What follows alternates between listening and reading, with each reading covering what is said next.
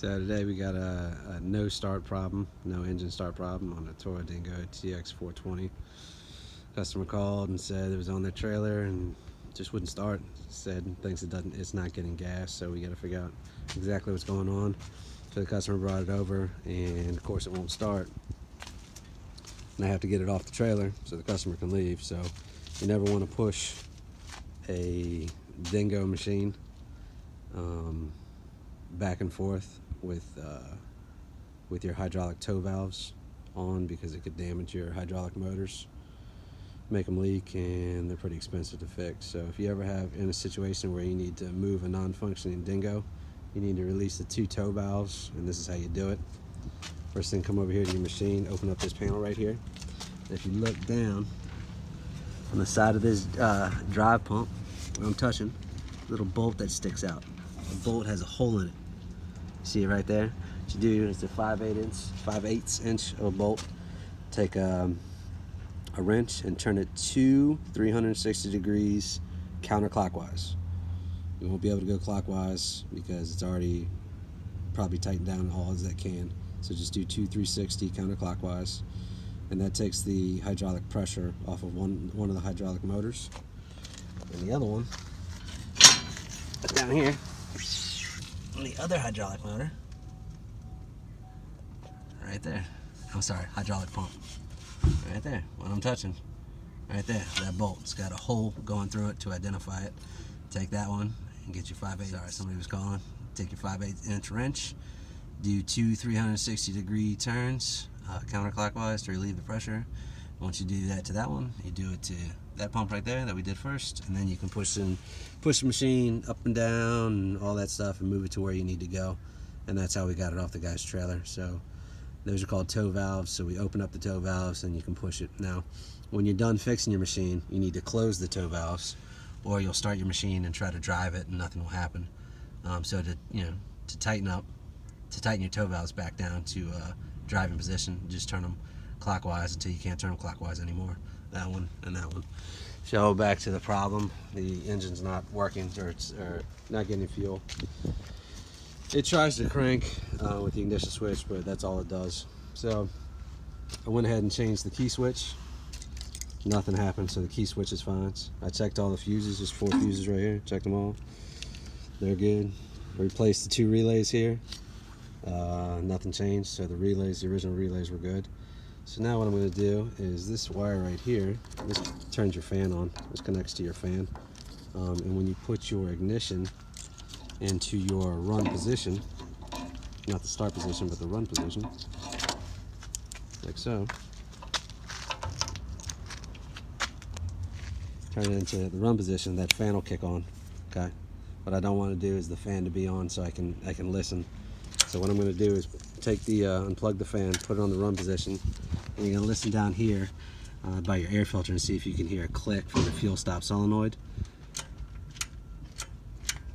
And me doing it, I don't hear a click. So I'm going to go ahead and investigate this fuel stop solenoid and see if it's faulty. So I'm going to take off the air filter housing, the air filter, and get all the way down to the carburetor. Okay, so I went ahead and I took off the fuel cover right there. Took off the air filter, which is held on by, I think it's a 10mm nut, and then took off this platform that everything sits on. Exposed to the fuel stop solenoid, which is here in the back. Before I did that, I just tried to turn the machine on, and if you look in your carburetor, the little port right down there, it says silver port in the middle, and turn it on and see if I can see anything shooting out of that, any kind of fuel. And as I did it, there was nothing coming out at all. So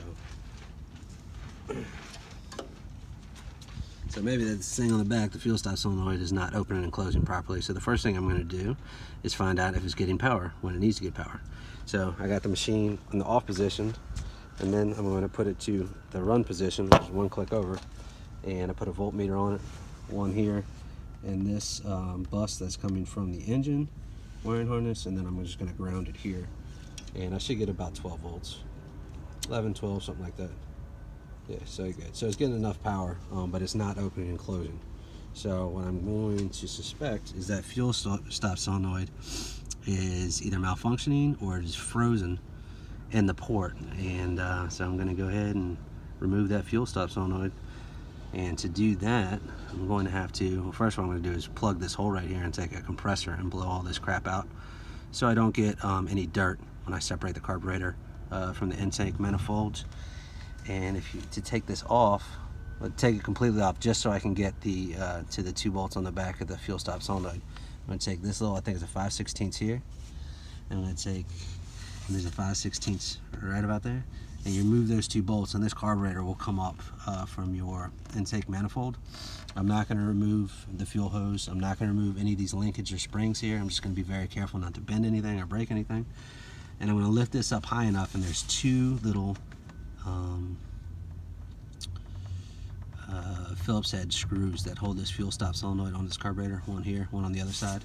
They're easy to strip out, so what I do is I take a pair of vice grips first, and I use the vice grips to initially break the connection on those 2 little bolts right there, and then I'll just use a flathead, or not a flathead, a Phillips head screwdriver to take it out. And I'm going to remove the old one, install the new one back in, put the carburetor back down, put the 2 bolts that I took off of the carburetor back in. I'm going to plug the fuel stop solenoid back in, and I'm going to see if it works. So we installed the new fuel stop solenoid in the carburetor and put everything back together, and it fired right up, no problems. So this is what the problem was.